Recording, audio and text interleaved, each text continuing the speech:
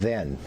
You got to curtail the runaway spending to curve in inflation. You got to become energy independent. That means opening up leases. That means being greater production. You've got to take away the discouragement for people to work to get the supply chain, the productivity back in.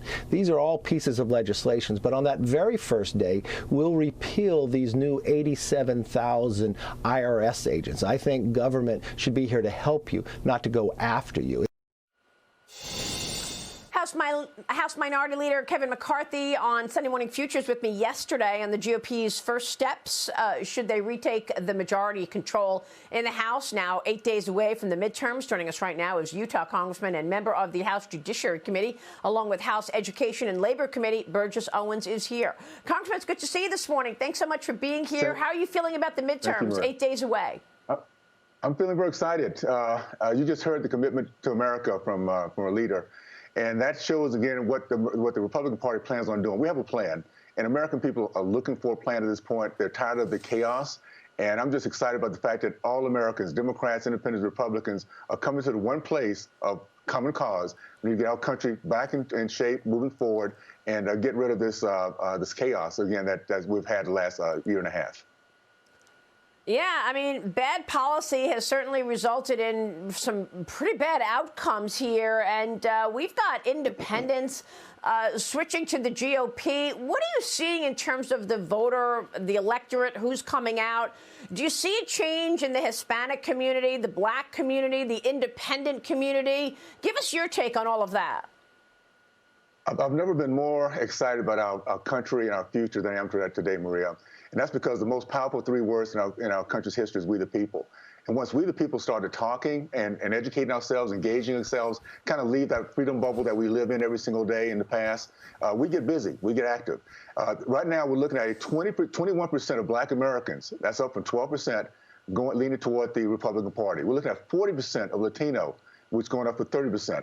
And we have the most, and in terms of the Republican Party, the most Asian Americans, the most Indian Americans, the most Latino Americans running for office, black Americans. What's happening is Americans are really realizing that we're diverse in so many ways, but when we come down to the future of our kids, having freedom and understanding the possibility of our dreams, we are together on that. And we're realizing that we've had a hard left, full of Marxists and elitists, that have taken us on the wrong track. And no matter what they say, we feel the pain today. And that pain is going to take us to the polls and make sure we get our country back. And I'm excited about where we go from this point moving forward, because now we have a party that's been listening to them, and we'll put together policies that Americans will be very excited about in 2023. Yeah, and all of that talk from the Biden administration calling Hispanics a breakfast taco, and the president saying he was raised by a Puerto Rican community. I mean, all of this really worked against them, I think. But I think what you hit on is most important. We all want the same thing. We want safety, yes. Whether you're black, white, Hispanic, we want safety. We don't want to be watching our paycheck burnt up by inflation. And, of course, the crime issues.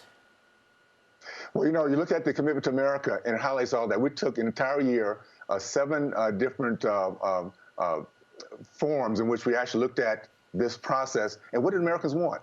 We want an economy that's strong, a nation that's safe, a government that's accountable, and a future built on freedom. And by the way, freedom means an educated populace. It means our kids growing up not only proud of their country, but learning critical thinking skills. Recognize that there are termites within our systems across the board that have been going after us for a long time. We're finally waking up to see who they truly are. They do not care about our country. They care about themselves. They care about their ideology. And we're turning the tide on these people for sure.